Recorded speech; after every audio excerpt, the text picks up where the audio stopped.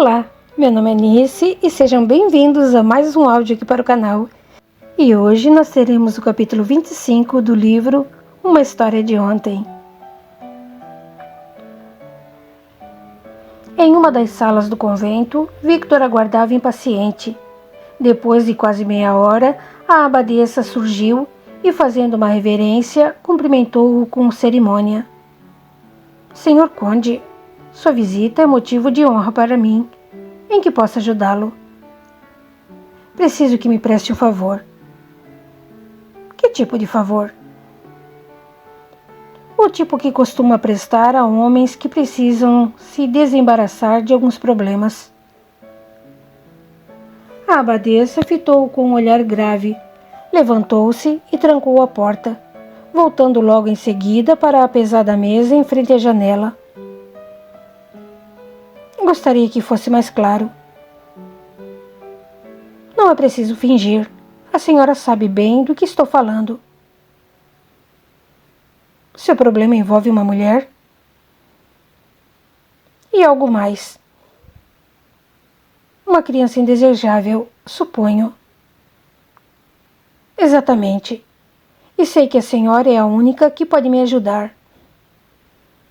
Muito bem, serei direta. Sabe que o pagamento deve ser adiantado? Sim, e já o trouxe comigo. Victor abriu uma bolsinha e despejou enorme quantidade de moedas de ouro sobre a mesa, fazendo os olhos da abadesa brilharem de cobiça. O senhor é muito generoso, afirmou ela. No entanto, sinto-me no dever de avisá-lo dos perigos que esse serviço pode acarretar. Já estou ciente. O Dr. Henry me colocou a par de tudo. Certamente.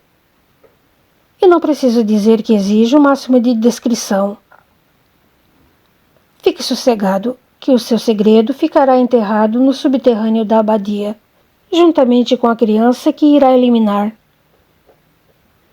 Isso muito me tranquiliza. A moça está grávida de quantos meses? Não sei ao certo. Talvez uns 4. 4 meses? Já não é um pouco tarde? Pouco me importa. Em meu convento, nunca perdemos uma única moça. Ótimo. Não há nada a temer, então. Isso porque todas que aqui chegaram não contavam mais do que 2 meses de gravidez. Escute, madre, falou ele, colocando a mão sobre as moedas. Se não quiser aceitar o encargo, é só me dizer. Mas veja bem a soma que irá perder. Sim, é bastante. Então, o que me diz? Seja breve, por favor. Não tenho tempo a perder. A abadesa estava apreensiva. Não queria tomar parte da morte de ninguém. Contudo, não poderia deixar escapar aquela pequena fortuna. Depois de breve instante de meditação, acabou por concordar. Tem razão, Sr. Conde.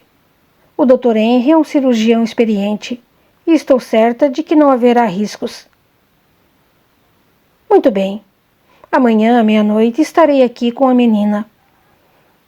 Depois que ele saiu, a abadesa recebeu a visita de sua sobrinha Marie, uma jovem freira de sua total confiança. Entre, Marie, convidou ela. Estava mesmo à tua espera. O que desejava o conde? O de sempre. Aborto? Sim, mas dessa vez estou apreensiva. A moça já está com 4 meses de gravidez. 4 meses? Espantou-se. É muito arriscado. Não seria melhor desistir? O conde não quer. Tem pressa em livrar-se da criança. A senhora não devia mais fazer essas coisas. É um crime. Se pensa assim, por que me auxilia? Porque a amo e porque é meu dever. Sem deixar tempo para que a abadesa contestasse, Marie tomou a direção da porta e saiu. A tia fora a única figura materna que conhecera após a morte de seus pais. Como poderia negar-lhe algo? Era grata a ela, devia-lhe a vida. A rotina do convento não era muito de seu agrado, mas era um abrigo seguro onde podia viver tranquila e sem medo. Tudo graças à tia. O dia seguinte era dia de confissão no convento, e o padre Honore chegou cedo à abadia. Naquela manhã, a fila estava grande, e logo que ele entrou no confessionário, havia uma freira a aguardá-lo. Bom dia, padre, cumprimentou ela. Bom dia, Berta, respondeu com jovialidade, chamando a abadesa pelo nome. O que a traz aqui logo na primeira hora? Ela hesitou por alguns instantes, até que falou embaraçada. Nem eu mesma sei. Se veio me procurar, deve haver algum motivo. O que a atormenta? Ela hesitou, mas acabou confessando. Meus pecados são muitos. Quem no mundo não possui pecados, minha filha? Sim, mas eu, uma abadesa, faço coisas terríveis. Que coisas? Conte-me e alivie sua alma. Tenho certeza de que se sentirá mais leve. Não posso, não posso. Escancarando a porta do confessionário, a abadesa saiu correndo pela nave da igreja, sob o olhar atônito das freiras e noviças. Queria muito confessar-se com o padre Honore, contar-lhe seus crimes, admitir sua culpa. Faltava-lhe, contudo, coragem. Passavam 5 minutos da meia-noite, quando Marie introduziu o conde e Lenore na câmara onde o Dr. Henry e a abadesa já os esperavam. A moça estava assustada, sem compreender o que se passava, já que Victor, rude e intolerante, não lhe dava muitas explicações. Apenas a abadesa parecia se importar, tratando-a com carinho e respeito. Pacientemente conduziu-a a uma espécie de maca e fez com que se deitasse, acariciando-lhe os cabelos e confortando-a com sua voz doce e macia. Subitamente, como num relâmpago, Lenore compreendeu o que estava se passando. O conde não pretendia cuidar dela e do filho, como pensara. Ao contrário, tencionava livrar-se dele, ou quem sabe, de ambos. A princípio, sentiu imensa dor por ter sido enganada, ludibriada em seus sentimentos. Depois, analisando melhor a situação, concluiu que aquele era efetivamente o melhor caminho. O conde lhe prometera uma régia gratificação, cujo motivo só agora compreendia. Com ela, poderia refazer sua vida. Ele não a amava e não tinha a menor intenção de mantê-la como amante. Com o dinheiro, ela se mudaria para outra cidade, longe das vistas do pai, e se Jean ainda a quisesse, casar-se-ia com ele e restabeleceria sua honra, passando a levar uma vida honesta e digna. As mãos do médico a fizeram despertar de seus sonhos, afastando suas pernas e tocando-a em suas partes mais íntimas. Ele a tocava sem o menor respeito ou cuidado, machucando-a, mas ela nada disse. Suportou a dor e o ultraje em silêncio, rezando para que tudo se acabasse logo. Pouco depois, ele retirou os dedos de dentro dela e se afastou. Chamou o conde a um canto e disse-lhe algo que ela não pôde ouvir. O cirurgião estava apreensivo com aquele aborto. Ao contrário do que pensara a princípio, Lenore não se encontrava com 4 meses de gravidez, mas já devia estar ingressando no 6º mês, e o aborto seria de alto risco. Temendo pela vida da mãe, aconselhou o conde a não ir adiante, mas ele foi irredutível. Henry estava contrariado. mas pensava no dinheiro que perderia caso se recusasse a levar adiante o aborto. O bebê era grande e não seria fácil retirá-lo. Henry tentou puxá-lo com instrumentos improvisados, mas ele saiu dilacerado e morreu logo em seguida. Foi um parto traumático e a mãe, esvaindo-se em sangue, implorava que lhe salvassem a vida. Apavorado, Henry não via meios de estancar a hemorragia, que aumentava a cada instante. Lenore gritava, implorando pela vida. Depois, cega pela dor e a revolta, conseguiu reunir forças para amaldiçoá-los, morrendo envolta em sangue e ódio. Marie correu a amparar a abadesa, que se apoiou na parede para não desmaiar, enquanto o conde e o cirurgião, impressionados com a tenebrosa cena, quedaram-se inertes, fitando o corpo sem vida de Lenore, tendo ao lado um cadáverzinho sem braço. Recuperando-se do impacto, o conde implorou a Henry que o ajudasse, livrando-os das consequências daquele infeliz incidente. O médico achou melhor levar o corpo para a cabana de Lenore, no meio da floresta. Auxiliado por Victor, Henry enrolou os cadáveres no lençol e, dispensando o cocheiro, pessoalmente levou-os para a choupana, atirando-os de qualquer jeito sobre a cama de palha. Em seguida, retornou à abadia, onde o conde ansiosamente o aguardava. — E então? — perguntou ele aflito. — Correu tudo bem? — Não se preocupe, meu amigo — respondeu Henry aliviado. — Deixei a moça e o filho na cabana. — Alguém o viu? — Ninguém. É tarde e ninguém se atreve a perambular sozinho, ainda mais com esse tempo. Nem sei como poderei recompensá-lo pelo favor que hoje me prestou. Você sabe que a sua amizade é a maior recompensa.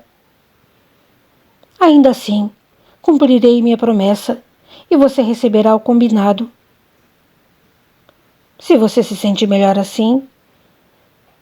Depois que o conde e o médico saíram, a abadesa, corroída pelo remorso, prorrompeu num pranto sentido e doloroso, agarrada ao colo da sobrinha. Confusa e penalizada, Marie acariciou a tia e disse com ternura: — Não se preocupe, tudo farei para aliviar sua dor. Cuidarei da senhora como cuidou de mim e a protegerei com a própria vida, se necessário. A abadesa olhou a sobrinha com ar de profunda admiração e, agradecida, estreitou-a contra si, concluindo em lágrimas: — Sua dedicação é um conforto no meio de tanta desgraça. Como o pai de Lenore a havia expulsado de casa, ninguém deu por sua falta. Somente Jean recusava-se a crer que ela se fora. Numa última tentativa de encontrá-la, dirigiu-se à tosca choupana e bateu. Ninguém respondeu. Não se ouvia sequer um barulho. Colando bem o ouvido à porta, suas narinas captaram um odor pútrido vindo do interior, e um mau agouro prespassou-lhe a mente. Desconfiado, esmurrou a porta, arrombando-a facilmente. A cabana só tinha 2 cômodos, uma sala, que também servia de quarto, e uma pequena cozinha. Foi com horror que Jean viu ali, jogada sobre o catre, a pobre Lenore e o que parecia ser um bebê, ambos cobertos por uma crosta vermelho escura, endurecida pelo tempo e conservados pelo clima frio. Foi com tristeza que Jean comunicou o achado às autoridades e, em seguida, avisou a família de Lenore. Muito rígido e apegado aos valores morais da época, Edgard recebeu a notícia da morte da filha sem nenhum pesar. Ela bem que mereceu, terminou por dizer. Quem mandou se entregar àquele conde feito uma mundana? Como pode dizer uma coisa dessas? Censurou Alzire, sua mulher. Ela era nossa filha, e nem sabemos quem era o pai da criança. Quem mais poderia ser senão aquele conde, com quem ela se deitava feito uma ordinária? Não seja tão cruel e insensível. Lenora era a nossa filha única. Não quero mais ouvir falar nesse assunto. Graças a Deus não tenho mais filha. Alzire perdeu a alegria de viver, mas era muito submissa para contrariar o marido. O mesmo acontecia com a cunhada, cujo medo de ser posta na rua fez com que se calasse. Só agora se arrependiam e nada podia ser feito. A investigação que apurou a morte de Lenore e do filho foi breve e concluiu que ela morrera ao tentar sozinha abortar a criança.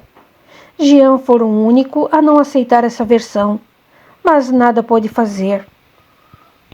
Logo nos primeiros anos após a morte de Lenore, Victor não ousou olhar para outra mulher. Catherine, contudo, envelhecia e a enteada voltou a interessá-lo.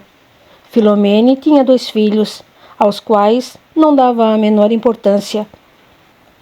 Reatado o caso com o conde, ela recusou-se a manter relações com o marido, sob a alegação de que temia outra gravidez. Quando, porém, ela apareceu grávida novamente, Julien enlouqueceu e ameaçou matá-la, desconfiado de que o pai do bastardo fosse seu próprio irmão.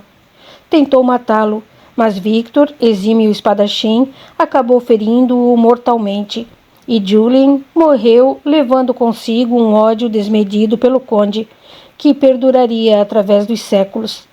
Indagado sobre o motivo da desavença, Victor se justificara, alegando que o irmão enlouquecera e atentara contra a vida de Philomene, acusando-a de ter se entregado ao filho de um barão. Depois que a criança nasceu, Victor perdeu definitivamente o interesse por Philomene, cujo desleixo e descuido acabaram por transformá-la em uma matrona obesa e precocemente envelhecida. A idade também o alcançava, e Victor preferiu passar a velhice ao lado da única mulher que amara em toda a sua vida, Catherine. Henry, por outro lado, quando se deu conta do que realmente havia feito, sentiu-se acabrunhado e arrependido. O dinheiro recebido de Victor parecia maldito, como se cada moedinha houvesse sido cunhada com o sangue e a carne de Lenore e de seu filho. A vida da abadesa, contudo, deu uma reviravolta. Padre Honore ouviu uma leve batida na porta e levantou os olhos, ordenando com voz incisiva: "Entre." A porta se abriu e a abadesa entrou pálida, dizendo com voz chorosa: "Por favor, padre, preciso confessar-me." "Aqui?" espantou-se o padre. "Neste minuto. É urgente." "Meu Deus, Berta, o que houve?" "Matei 2 inocentes." "O quê? Não pode ser. Como?" Desmanchando-se em lágrimas, a abadesa narrou a Padre Honore como se vinha utilizando dos subterrâneos da abadia para a prática de abortos clandestinos, culminando com a morte de Lenore e seu filho. O padre, assustado, disse-lhe com certa dureza: "Você jamais deveria ter consentido em tamanha loucura." "Eu sei, mas agora o que posso fazer? Não há como reparar os meus crimes. Pobre Lenore." "Lenore? Ouvi falar dela na vila. Foi encontrada morta em uma choupana na floresta." "É essa mesma. O conde providenciou tudo."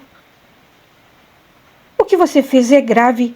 A igreja condena e pune severamente a prática do aborto após certo período de gestação. No entanto, apesar de ser considerada cúmplice aos olhos de Deus e dos homens, na verdade, você nunca matou nem desejou a morte de ninguém." "Não desejei, mas foi o que aconteceu." "Você errou, e muito, pois não devia ter cedido o convento, um lugar consagrado a Deus, para a prática desses crimes. Contudo, seu arrependimento é sincero, e mesmo que seu erro não possa ser mais reparado, pode ao menos ser compensado de alguma maneira. Tenho uma ideia. Pegue o dinheiro que recebeu, maldito, porque obtido com o sangue dos inocentes, e use-o em benefício dos pobres." não poderá trazer de volta a pobre Lenore, nem o seu filhinho, nem os muitos outros que você viu morrer, mas terá a oportunidade de compensar o mal que causou, fazendo o bem aos mais necessitados. Por que não destina uma ala da abadia para abrigar e educar os orfãozinhos desamparados? Assim estará devolvendo a Deus, de alguma forma, aquilo que de mais precioso você ajudou a roubar, a vida. Tem razão, padre. Farei o que me aconselha. E nunca mais consinta nessas atrocidades. Uma abadia é lugar de fé e refúgio para aqueles que procuram alívio para suas dores, não um mercado onde se trocam almas por um punhado de ouro. A abadesa beijou a mão de padre Honore e saiu mais aliviada. Aquele ouro era realmente maldito, mas ela podia aproveitá-lo em obras mais nobres. Com ele, fundou o orfanato Santa Maria, destinado a abrigar crianças pobres e abandonadas. Passados alguns anos, apareceu por ali um jovem, trazendo nos braços um bebê magro e enfermiço, quase sem forças para chorar. O rapaz, meio sem jeito, explicou: "Sou sapateiro e encontrei-a, por acaso, quando saía para trabalhar. Ela foi deixada debaixo de minha carroça e por pouco não a atropelei. Fez bem em trazê-la aqui.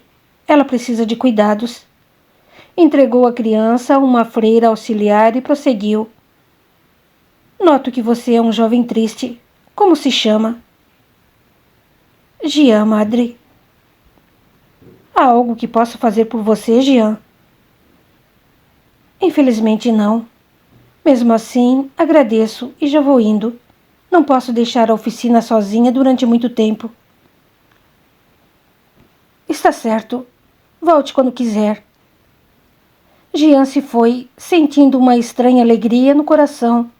Simpatizara de imediato com a abadesa, a quem nunca antes havia visto. Ela possuía um brilho de ternura no olhar que o fazia lembrar-se de sua mãe, há muito falecida. Só, sem parentes ou amigos, Jean passou a fazer constantes visitas ao convento, levando sempre que possível alguns sapatinhos para as crianças. Com o tempo, a abadesa tornou-se confidente de Jean, até que ele lhe revelou todo o seu drama, narrando-lhe a trágica morte de Lenore e do filho abortado. A revelação causou-lhe imenso susto, mas Berta silenciou, com medo da reação do rapaz ao saber que fora ela a responsável pelo aborto. Mas o destino costuma obrar a nossa revelia, e no 10º aniversário da morte de Lenore, Marie foi ao túmulo da moça, enterrada junto com o filhinho, levar algumas flores que lhe enfeitassem a sepultura. Caiu uma chuva fininha, e ela estava ali ajoelhada a orar tão fervorosamente que não percebeu a chegada de Jean, que tivera a mesma ideia e fora também enfeitar o sepulcro da falecida noiva. Ao ver a religiosa ali, Jean se surpreendeu imensamente, mas, não querendo interrompê-la, encolheu-se em sua capa e ficou a esperar que ela terminasse suas orações, para então oferecer as flores que havia levado. Em dado momento, Marie prorrompeu em prantos e, com voz amargurada e sentida, pôs-se a se lamentar. "Minha pobre criança, de quem roubamos a oportunidade de conhecer o mundo. Sei que sua alma descansa em paz. Contudo, as nossas não encontraram ainda o caminho da redenção. Perdoe-nos." Ouvindo aquelas palavras, cujo significado não compreendia, Jean interrompeu a prece de Marie e, levantando-a pelos ombros, indagou: "O que você diz? Conheceu Lenore? Por que deveria ela perdoá-la? O que você fez a ela?" Tomada de assalto pelo rapaz, desconhecendo sua ligação com a morta, Marie tentou se esquivar, balbuciando com embaraço: "O senhor me assustou. Por favor, solte-me, preciso ir." "Não antes de responder às minhas perguntas. Você conheceu Lenore?" "Conheci." E a abadesa? Também. Mas por que quer saber? Por quê? Porque fui seu noivo antes de ela se entregar àquele maldito conde. Ouvindo isso, Marie se desvencilhou e desatou a correr, sem se importar com a chuva que lhe batia no rosto. Perplexo, Jean depositou as flores no túmulo da moça e rumou para o convento, certo de que a abadesa teria uma explicação plausível para tudo aquilo. Avisada por Marie, a abadesa aguardava Jean em seu gabinete particular. Sente-se, falou ela ao vê-lo entrar. Precisamos conversar. Sem dúvida, concordou ele, curioso. Soube que encontrou Marie no túmulo da falecida Lenore. Muito me espantou a presença dela ali. Não sabia que a irmã Marie a conhecia, muito menos a senhora, que nunca tocou no nome de Lenore, mesmo quando lhe confidenciei aquela tragédia. É verdade. Por que não me disse que a conhecia? Não podia. Não compreendo. O que vou lhe contar agora é muito doloroso para mim e para Marie. Contudo, não posso mais ocultar a verdade acerca da morte de sua noiva. Antes, porém, quero que saiba que gosto de você como um filho e jamais quis magoá-lo. Procure não me odiar.